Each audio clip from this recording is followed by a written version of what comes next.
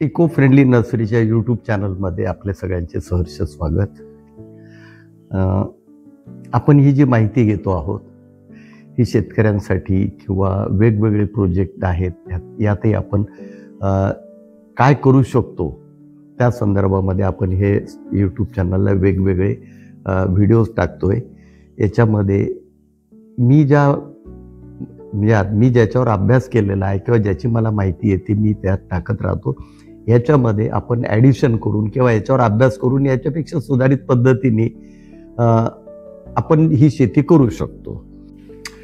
Cinnamon कॅम्फोरा कापूर हे कापराचं एक झाड आहे. भारत, चीन, जपान, तैवान, त्रिपुरा, आसाम, पूर्व आशियामध्ये याची म्हणजे तिथलं नेटिव्ह धरलं जातं या भागातलं. जो आपण मार्केटमध्ये भीमसेनी कापूर म्हणवतो तो या झाडापासून तयार होतो. आणि सध्या आपण जो कापूर जाळतो आहे ते पेट्रोकेमिकल आहे की ज्याच्यामुळे वातावरण शुद्ध होण्याऐवजी वातावरण दूषित होतं आणि ते पेट्रोकेमिकल आहे. वॅक्स आणि याच्यातनं त्याला फक्त तो वास त्याचा आहे, ते केमिकल असल्यामुळे तो दूषितच धरला जातो. आयुर्वेदामध्ये त्याचा उपयोग होत नाही. आयुर्वेदामध्ये ह्या झाडापासून जो कापूर तयार होतो त्याचा उपयोग होतो. हे कापराचं झाड सिनेमम कॅम्फोरा ज्याच्यापासून आपण भीमसेनी कापूर ज्याला म्हटलं जातो तो एक्स्ट्रॅक्ट करतो. त्याच्यात आपण सविस्तर माहिती घेणार आहोत. हा साधारण 30 ते 40 फुटापर्यंत वाढतो आणि गुगलवर शोधल्यावर मला एक असं आढळलं की जपानमध्ये हे काहीतरी 100 वर्षापूर्वीचं का म्हणजे प्रचंड मोठं आणि खूप जुनं झाड आहे. तो भीमसेनी कापूर हा तैवान, चीन, जपान, व्हिएतनाम वगैरे ह्या देशामध्ये आहे. भारतामध्ये सुद्धा याची लागवड आहे आणि याच्यापासून तो भीमसेनी कापूर तयार केला जातो. हे साधारण 30-40 फुटापर्यंत वाढणारा सदाहरित म्हणजे 12 महिने हिरवगार असणारा हा वृक्ष आहे. या झाडाच्या लाकडात, पानात, फुलात वगैरे जे आहे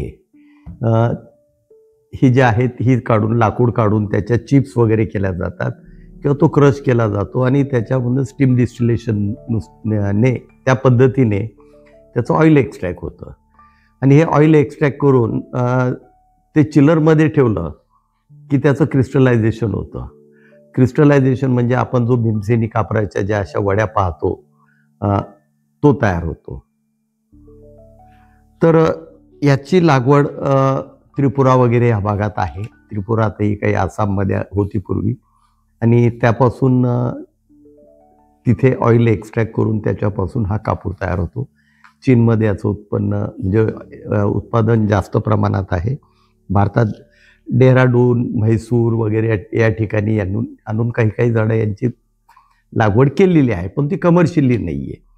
त्यामुळे याला आपल्याकडचं क्लायमेट सुटेबल आहे.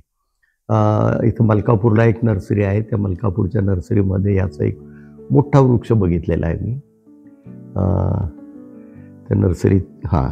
तसंच डेहराडूनमध्ये बघितलेलं आहे आणि म्हैसूरला याची झाडं बघितलेली आहेत. तर ह्याचा उपयोग औषधात होतो. आपण मंदिरात जातो त्यावेळेस वातावरण शुद्धतेसाठी किंवा कर्पूर गौरम म्हणजे हा कापूर जाळून आपण जी आरती करतो त्यातही याचा होतो. याचा पारंपरिक फार पूर्वीपासून आयुर्वेदामध्ये याचा बऱ्यापैकी वापर आहे. हा आपण आता विचार करतो म्हणजे आपल्याकडे याची जर कधी कमर्शियल लागवड झाली आणि त्यापासून ऑइल एक्स्ट्रॅक्ट केलं तर हा कमर्शियली व्हायबल आहे. कारण एकदा लावलेला वृक्ष तुम्हाला 40, 50, 60, 70 वर्ष जशी वाढत जाईल तोडत जायचं, त्याच्यापासून ऑइल एक्स्ट्रॅक्ट करायचं. आपण इसेन्शियल ऑइलच्या ह्याच्यामध्ये जो घेणार आहोत तर त्याच्या ह्याच्यामध्ये याची सुद्धा आपण माहिती घेणारच आहोत. धन्यवाद.